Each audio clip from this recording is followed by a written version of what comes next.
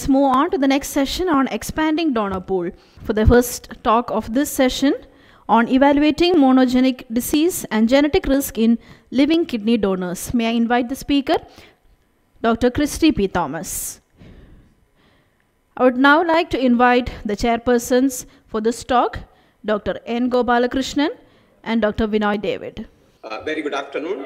At the outset, my congratulations to the organizing team for such a wonderful academic feast, and thanks for inviting me to be one of the chairpersons.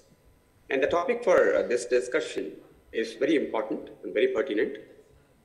Many times, we fumble as to how to proceed when we handle a situation where the ESRD in the potential kidney recipient is due to a genetic disease, and how to select a donor from the family.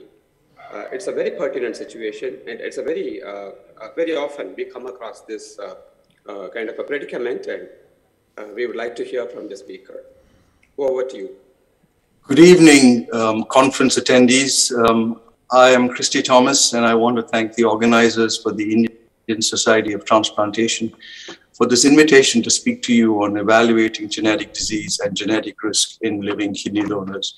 So my objectives are the following. First, for the attendees to realize that family history and ancestry increase the risk of end-stage renal disease in living donors, to learn that unbiased testing of multiple renal disease genes improves diagnostic precision in patients with end-stage renal disease, to recognize that testing of living donors for genetic disease must follow the establishment of a diagnosis in their related transplant candidate first, and to appreciate that testing living kidney donors for genetic disease inform risk of future ESRD and improves decision-making for the physician and kidney donor.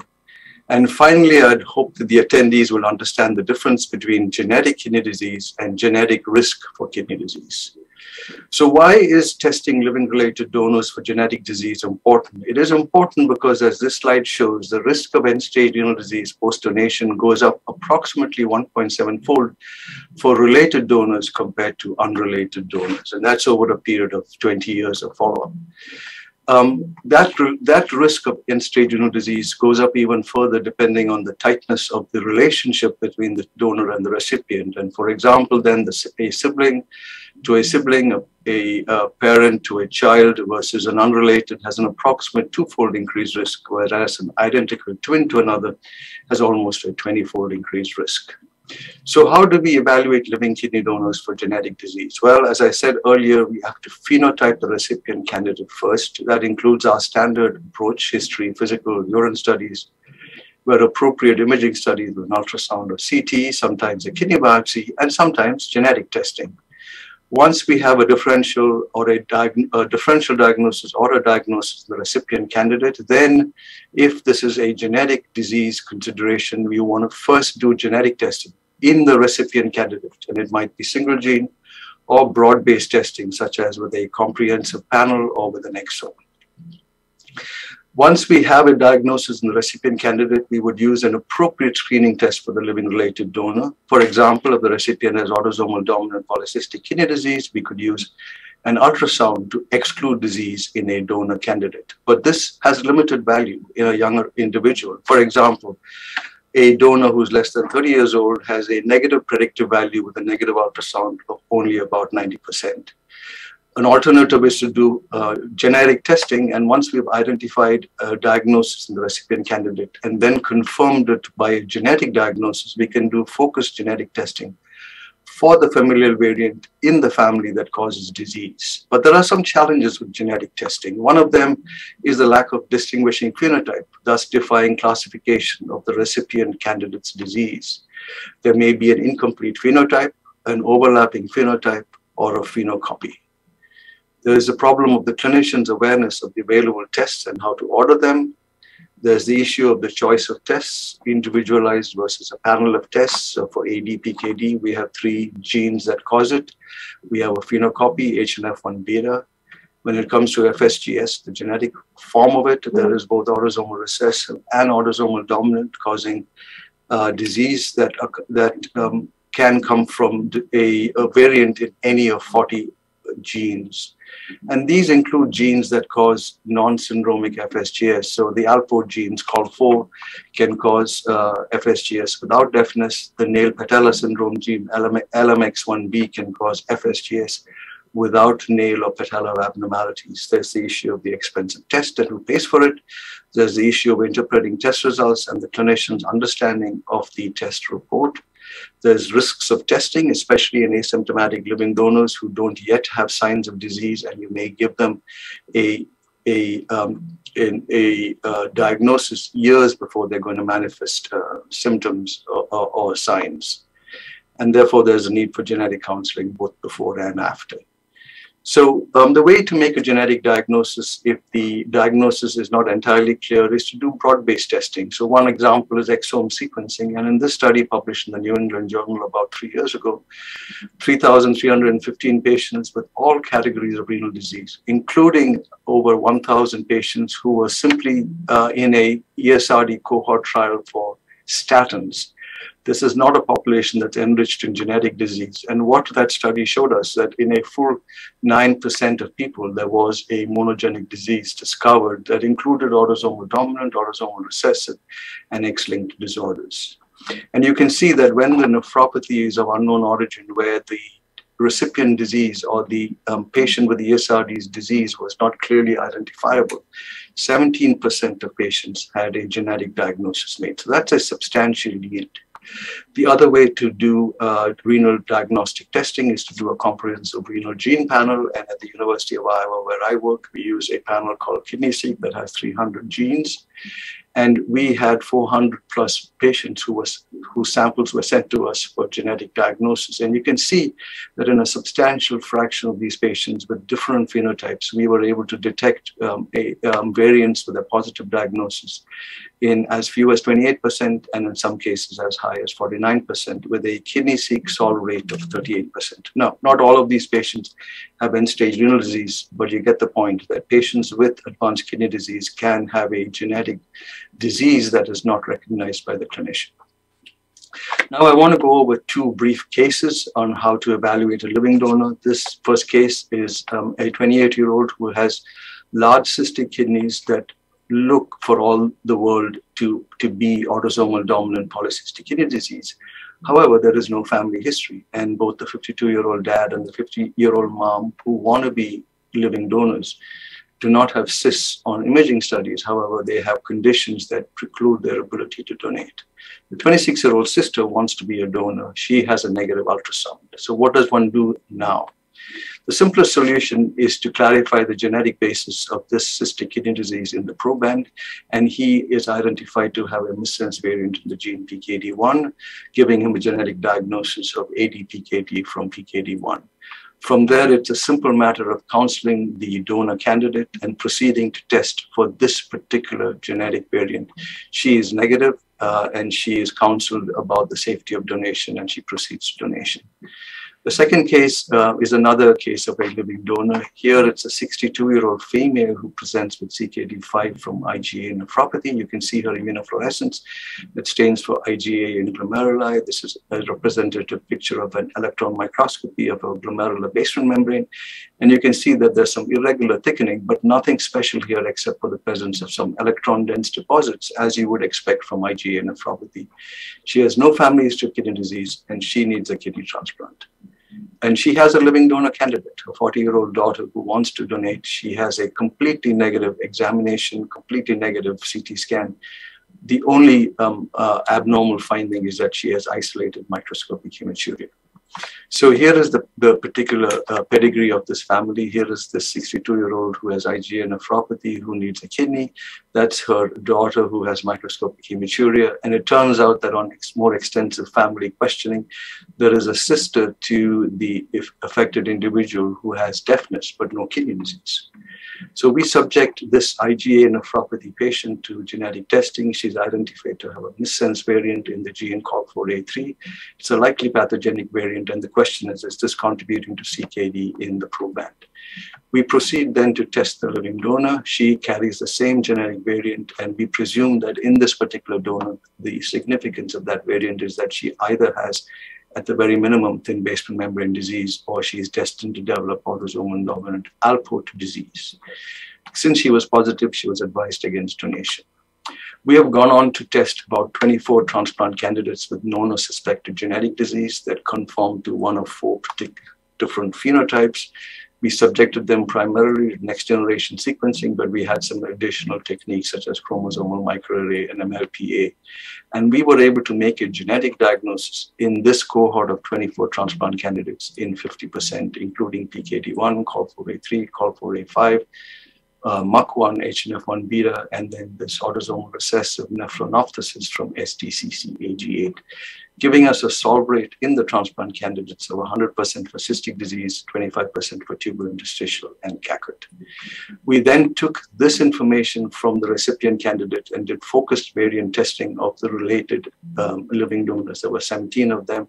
And you can see by and large, most donors were negative for their familial genetic variant, although there was one PKD family that was 1 person positive, and all 4 with COL4A3, all 4 donors with COL4A3 were positive. Thus, we counseled the living donors and they did not proceed to donation. So the conclusion of this particular study is that the inclusion of genetic testing clarified the diagnosis in recipient candidates, helped exclude disease in living donors, and improved their safety and informed decision-making in living donors. And this was recently published in Transplant International. So the algorithm that we propose for any living donor candidate who might have an asymptomatic genetic disease is the following. If there is a positive family history, that means at least one family member with known or suspected genetic kidney disease, or at least one family member with an unknown cause of kidney disease, especially if it's early onset. You would then want to screen in the following fashion. If the disease is actually known, such as ADPKD, you can do disease-focused or comprehensive genetic testing for the recipient candidate. If the testing is negative, you counsel living donor about the residual uncertainty and individualized decision about donation. If the testing is positive and a genetic diagnosis is confirmed, you would test for familial variant in the living donor. If they're positive, counsel against donation. If they're negative, you permit donation. If the genetic disease is suspected, but the actual disease is unknown, you can do comprehensive genetic testing in the recipient candidate. And again, follow this algorithm. If the diagnosis is confirmed, you test the donor. If the diagnosis is not confirmed, you counsel the living donor about residual uncertainty.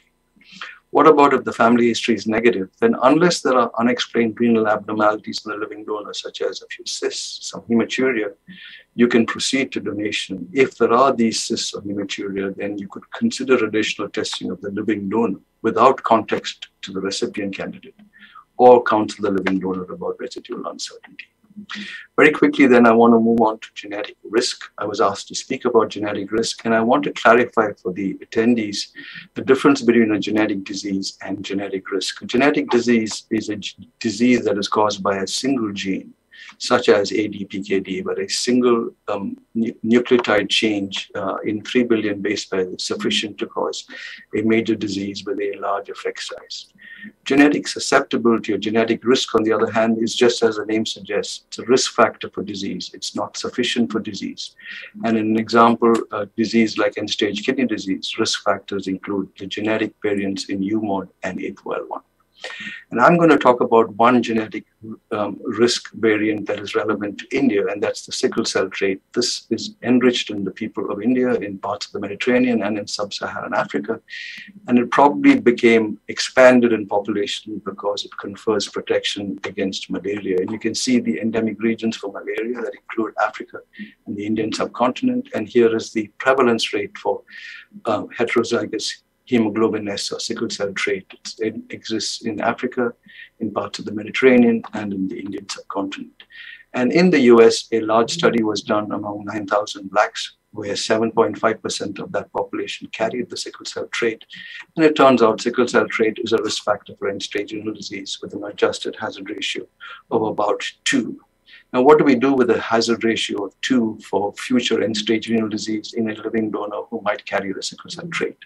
Well, the first thing to do is to put that in context of other known risk factors for end-stage kidney disease. And here is a large study that comes from a insurance provider. 177,000 individuals followed over a period of 25 years. So they began as normal individuals and were followed up until the year 2000. And you can see a number of risk factors for end-stage renal disease became evident, including diabetes, hypertension, albuminuria, male gender, increasing age up to age 60, higher BMI from 1.65 to 4.39, ancestry, and a positive family history. So you can see the adjusted hazard ratio for a number of risk factors that we routinely encounter in otherwise normal living donors, and you'd want to put sickle cell trait in this context.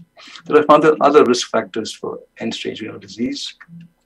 APOL1, which is very common in sub-Saharan Africans and in African Americans with African ancestry, but not in India. There's low birth weight, there's kidney stones, microscopic hematuria, and even the act of living donation increases the risk of end-stage renal disease in the future.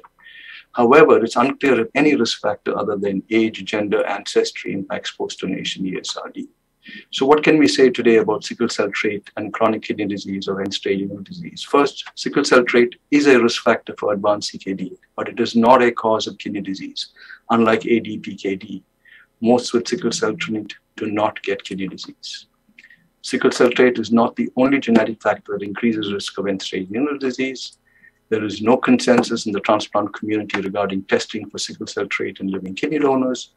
And as with any other risk factors, including risk factors such as prediabetes, preeclampsia, a single risk factor should not be sufficient to exclude a living donor. So with that, I'm going to stop. Unfortunately, I'm pre-recording this, so there will not be time for questions. And I want to thank my colleagues at the University of Iowa and the Iowa Institute of Human Genetics, including Micah Kimball, Adela Mansilla, Richard Smith, and my genetic counselor in the Renal Genetics Clinic, Maggie Fries. Thank you very much. Yeah, that was a wonderful talk by Dr. Christy Thomas.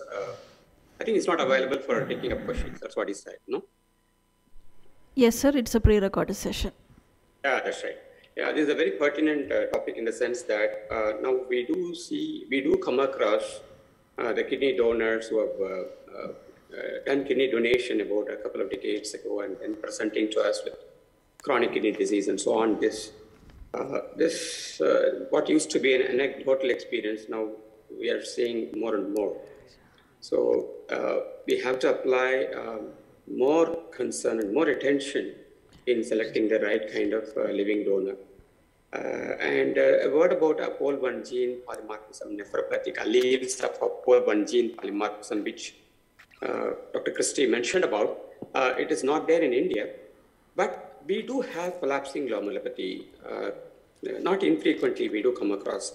It's high time that we find out what are the other potentially nephropathic genes or genetic polymorphisms which are prevalent in Indian patients, which is predisposed to diseases like collapsing glomerulopathy, as well as the increasing incidence of the chronic kidney disease of undetermined etiology.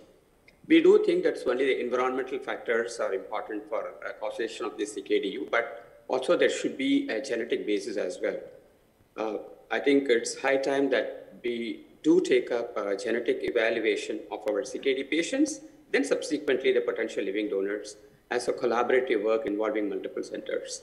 Thanks for the opportunity. If there are no further questions, I thank the speaker and the chairpersons for the talk.